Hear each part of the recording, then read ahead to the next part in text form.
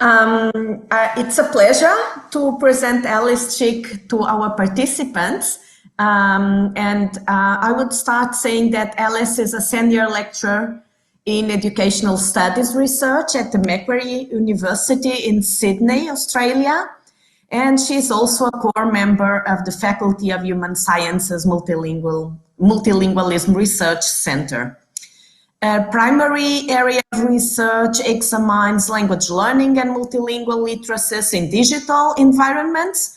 And she's especially interested in exploring how language learners construct and direct their autonomous learning in informal contexts. She also has a particular interest in multilingualism in public discourse, representation, and narratives of everyday multilingual experience, all areas connected to our local project. Since moving to Sydney 7 years ago, if I'm not wrong, she has been fascinated with the cultural and linguistic diversities in urban areas and has worked closely with community language organizations. She is especially interested in the interface between individual and societal representations of multilingualism in Australia.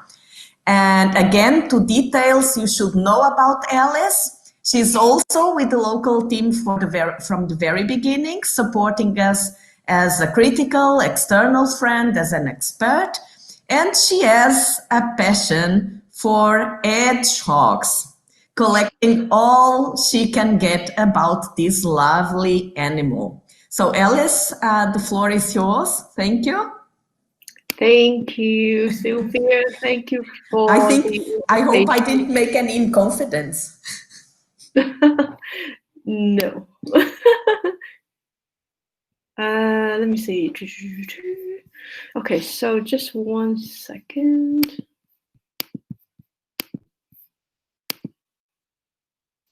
Okay, are you seeing my screen now?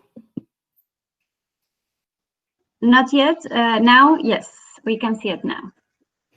Okay, so that's the PowerPoint that you're seeing, right? Okay. Yes, now we see the PowerPoint. Okay, cool. So hi everybody. We are saying hello from Sydney, Australia, and we are getting into a cool winter time. And what I would like to do today is to explore the linguistic landscape of Sydney, particularly, and thinking about the divide between the digital and the physical challenges. Okay, so here a little bit of publicity. So if you're looking for some additional reading materials, we have materials on our website, 2 working papers. One is the Linguistic Landscape Theory and Methods, and the other one is the project on suburban Sydney here. So these are produced by Phil Benson from Multilingualism Research Center.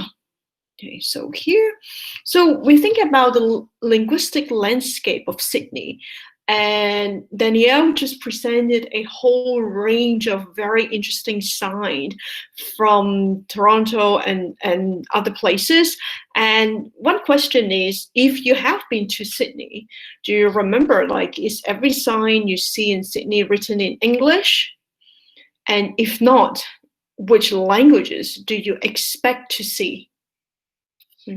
So that has something to do with our demographics of the population. So for example, that this was taken from the 2016 census data, that 72.7% of Australian households speak English only. And in the census survey, you can only choose one additional language that you speak.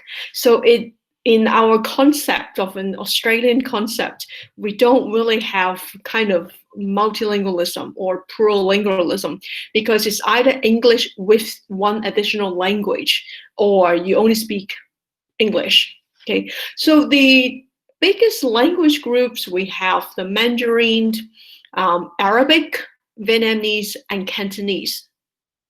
Okay.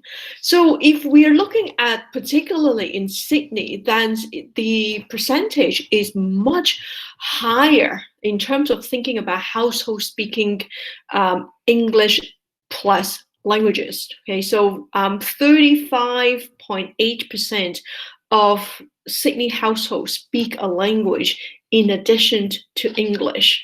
Okay, and the census actually doesn't really ask individually. That's an interesting point. They ask about your household because they assume that you will have to speak the language with somebody within the family. Okay. So that's actually a big increase as well, from 32.4% in 2011 to 35.8% in 2016. Okay.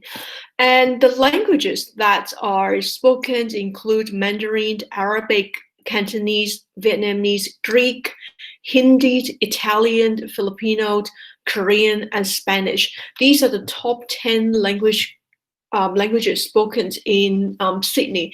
One thing that we notice is that, for example, for Greek and Italians, we have consistently seen the decrease on number, and that has something to do with the migration patterns and history of Australia. So many of the Greek and Italian speaking individuals came after the Second World War or in the 60s. So some of them, unfortunately, have passed away, and actually many of them have moved back to Europe.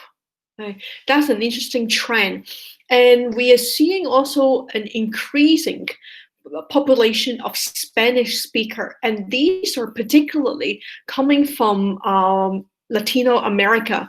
So that's a slightly different group of Spanish speakers that we have been looking at. And okay, so looking at the linguistic landscape research, we are particularly thinking about written language in public space, the use of photography, and there's a focus on text and or the landscape of it. So for example, here, this is taken from the from one suburb, Eastwood. Okay, so I guess you can see that it's pretty much very Chinese oriented in terms of thinking about the language use and on signs. Okay. And if we are focusing on the text, then we analyze individual signs. Okay. So for example, for this one, this is actually a very interesting and very typical of the sign that we see. So you have how many languages done here? And what are the languages used? So on this side, we have the Chinese, we have the English, and we have the Vietnamese as well. And we also think about the arrangement of languages. So which language become more prominent when you look at the signs. And we also look at, for example, the font size, which language are presented in a bigger font. Okay, and that has actually been an issue with some local city councils. For example, if you look at this particular sign here, that spicy beef noodle shop, you may argue that the Chinese characters seems to be bigger than the English signs, the English word. So one local city councils actually had proposed in 2018 that if you have a bilingual or multilingual sign, that English has to be the biggest on that sign. Okay? So it doesn't make any sense because sign is for people who want to look at the sign.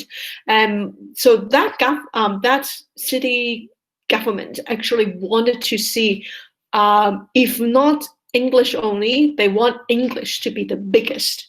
And at the end of the day, they didn't pass the local law for it, and it actually have a big uproar on like a lot of objections and a lot of discussions, and saying that whether this is legal to say that shop owners cannot decide on their own shops front.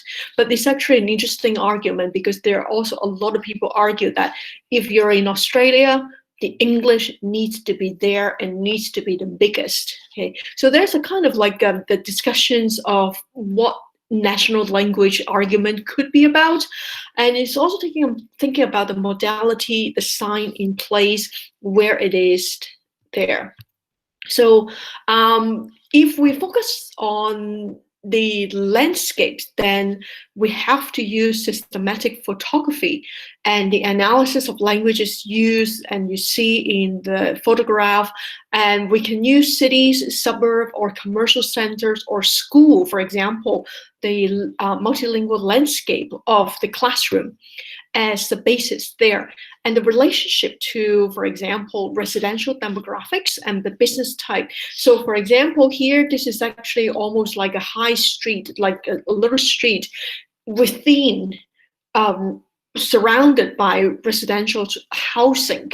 Okay? And how it is actually interesting is that if we are looking at the number of businesses here, it is not possible for the local population to support the businesses, because there are about 2,000 businesses just in that very small area, but the suburb is actually much smaller. Okay? So that means that this area is actually attracting businesses outside the suburb, and how linguistic actually constitutes a place. When we mention this place, then if you live in Sydney, then people know that this is actually about Chinese there. And when we look at Eastwood, we look at one particular area, suburb, then we took 1,400 photos of 400 businesses. And we use only a very simple, small digital camera, so you don't need very expensive equipment. The file's name to identify precise location of sign and business, and then you code in Excel for languages used, type of businesses, or you can actually use NVivo to code images. Okay. And what we found is that in that particular suburb, in the business part of the suburb, that 27% of the shop fronts have only one language. Okay.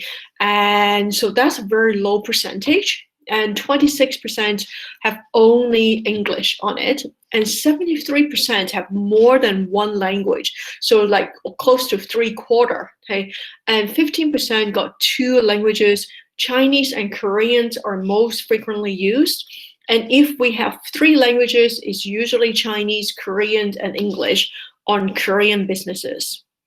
Okay.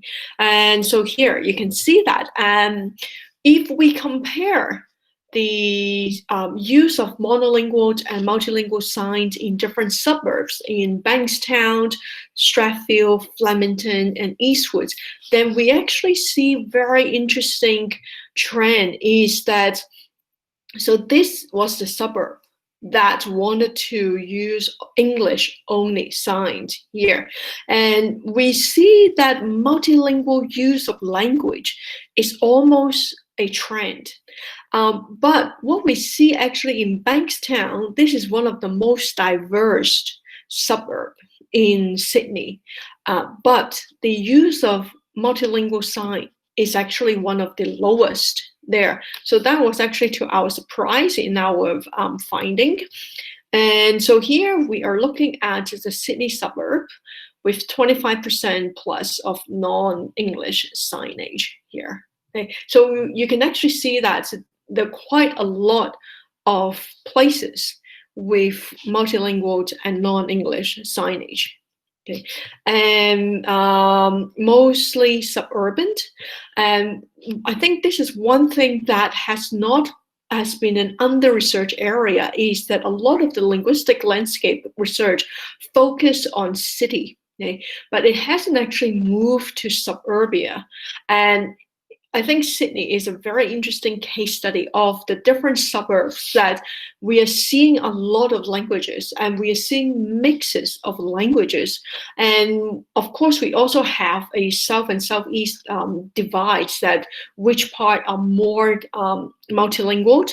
And many of these suburbs actually are almost attached to the railway stations. For example, Eastwood is the Eastwood train line and the station, And some of them are older suburb as well. So you will have established older migrant communities from the 60s, and then how that actually developed over time in the last 20 or 30 years. Most frequently used languages are Chinese, Korean, Vietnamese, and Arabic.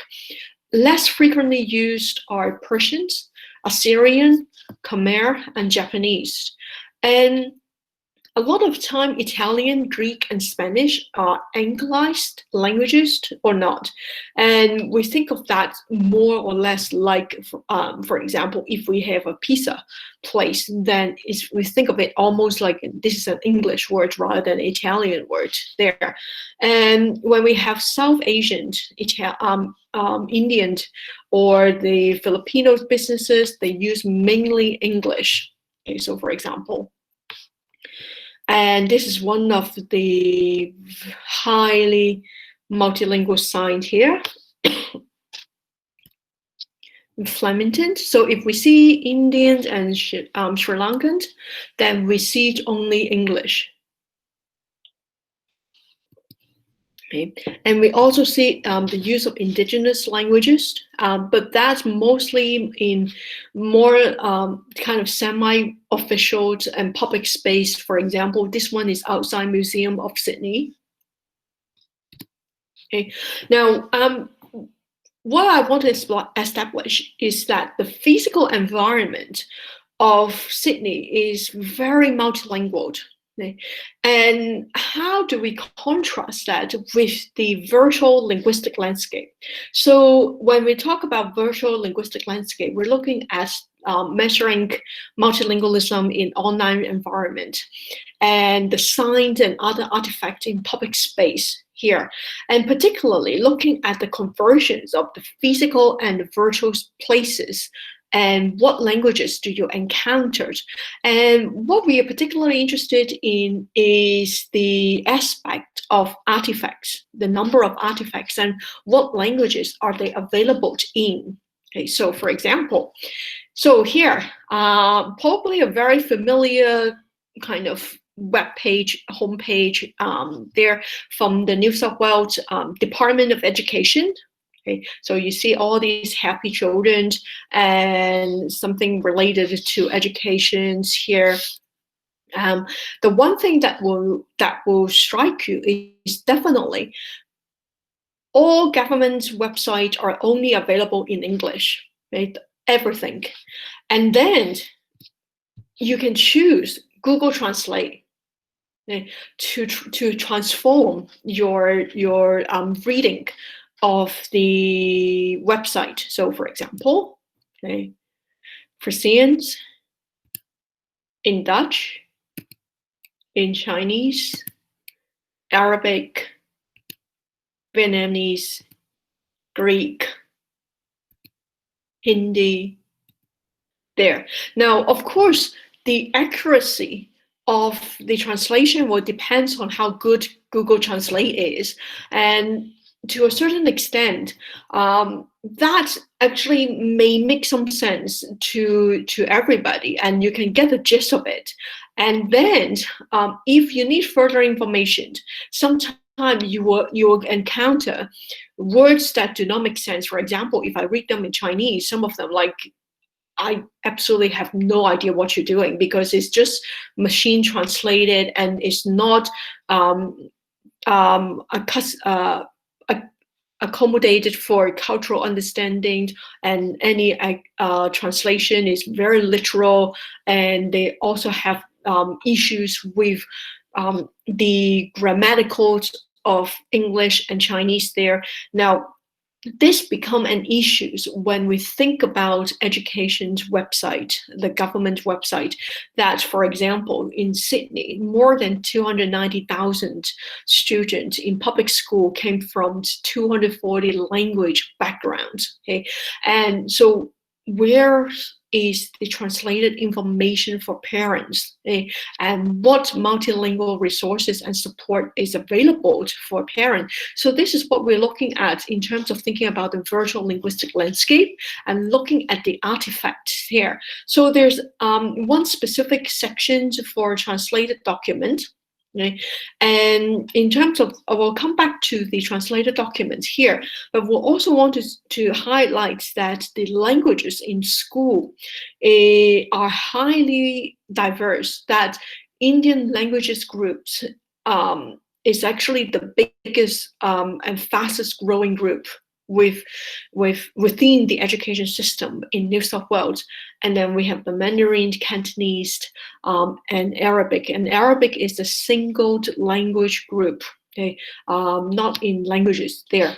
Now, contrast that with the student taking language, what language are offered and what languages are studied in school. That's a very different story. So here, in that rainbow pie chart, we're seeing what languages do students speak, and here what languages do the student learn. Okay, so we're looking at that for year 12. So that is like these last years of secondary education. Then everybody is learning Japanese or French. But if we're looking at how many people actually speak Japanese or French, we're looking at the only rank 29th and 19th. And then we have Mandarin, Italian, Spanish, and Arabic is actually very, very low, okay, in terms of the number of students taking the language here. Okay.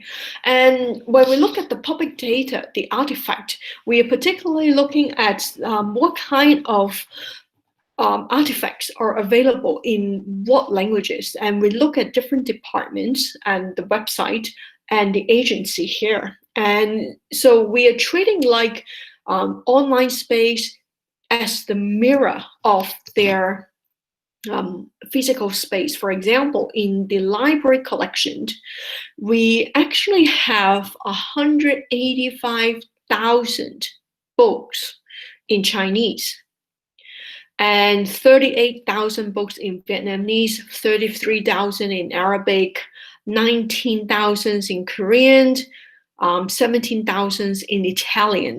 Okay? And the collections have 48 languages. Okay, but in New South Wales, we have 76 languages with more than 1,000 speakers. Okay, and here Bulgarian is highlighted because Bulgarian is the one language that is in the library collection, but not having more than 1,000 speakers. Okay, so here. And in terms of thinking about translated documents, that Chinese is by far the most frequently translated word. Okay, so for example, that 1.2 million words of Chinese are translated. And the numbers are important here because the translated documents here indicate the government resources diverted into multilingualism and diverted into the support of that. Okay? So that means that the certain groups of people have more access to government resources, government information, and support. Okay, so for example, here, Chinese is the only language that got translated beyond the 1 million word count, and 5 languages beyond 10,000 word count. You have Arabic, Vietnamese, Japanese, Korean, Persian, and Spanish. It should be 6 languages, sorry. 16 languages between 10 to 52,000. Now, only 52 out of 76 languages have record of being translated here, and fewer than 1,000 language being translated. Bulgarians, Norwegians, Amharic, Albanians, Estonia, and Tigrinya. Okay. So no translations, including mostly new and emerging language group. Okay? And this is the worrying part for us when we're looking at the virtual linguistic landscape. Okay, so I'm just going to hurry up here.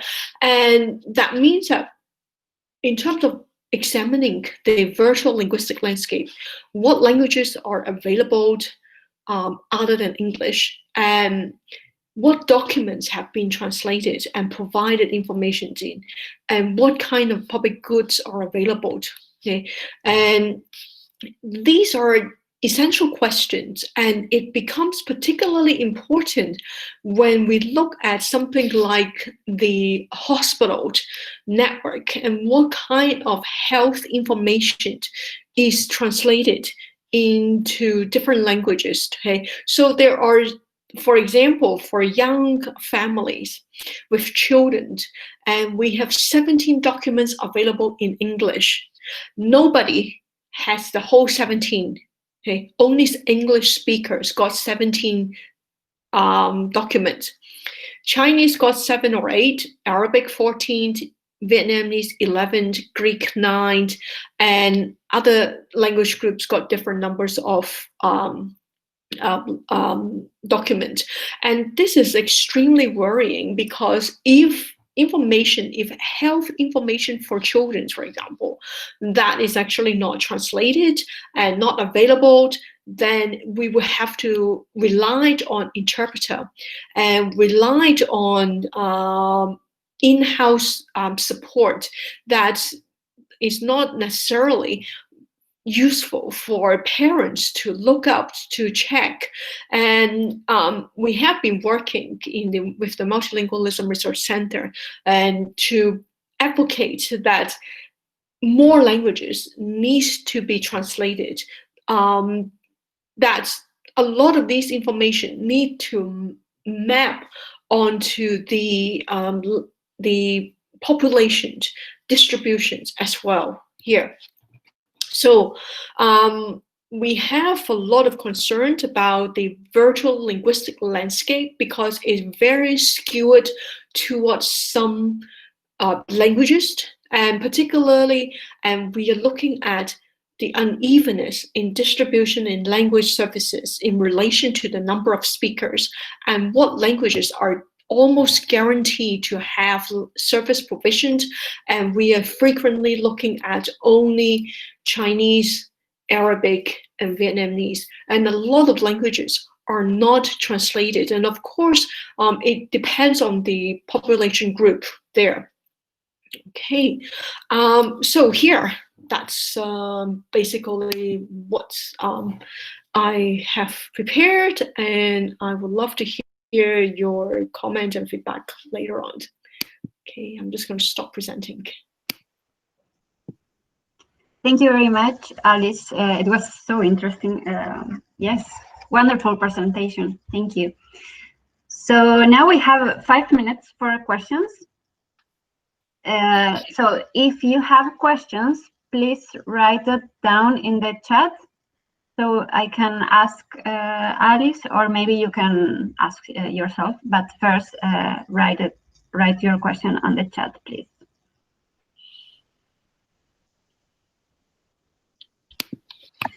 And in the meantime, maybe I can ask you a question.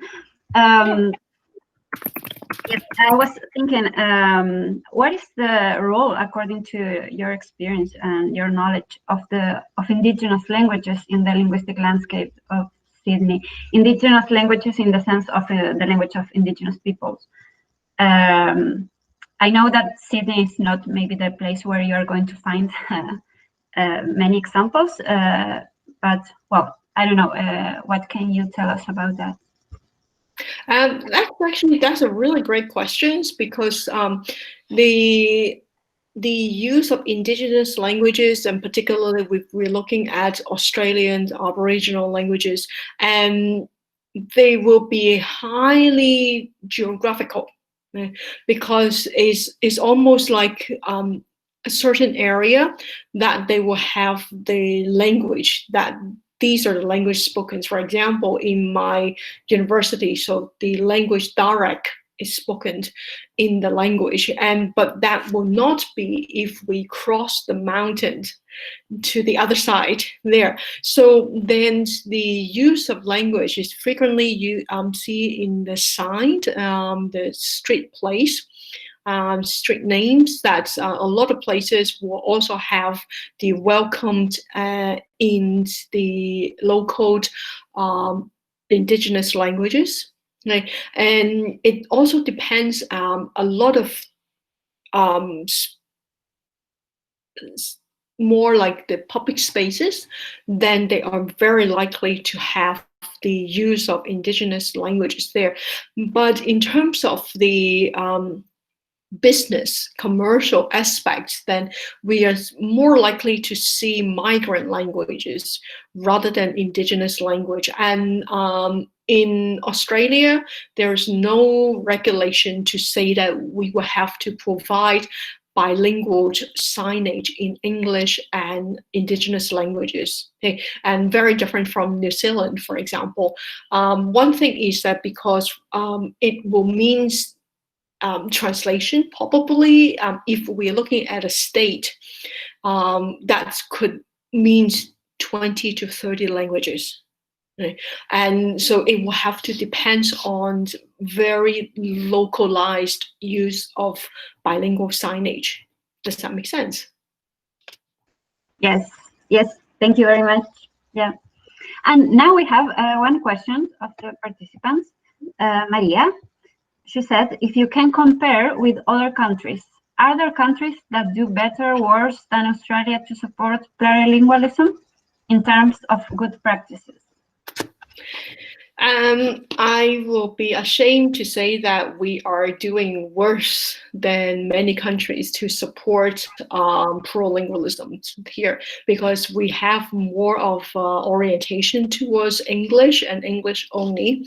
And for example, in New South Wales, that's my state, that's in public school, that students will only be provided with 100 hours of language instruction other than English, and that's throughout 12 years of their education. 100 hours in 12 years in primary and secondary. So then we can literally see that the government is not even trying. Is even worse than tokenistic. It's just that, well, yeah, we have done that 100 hours.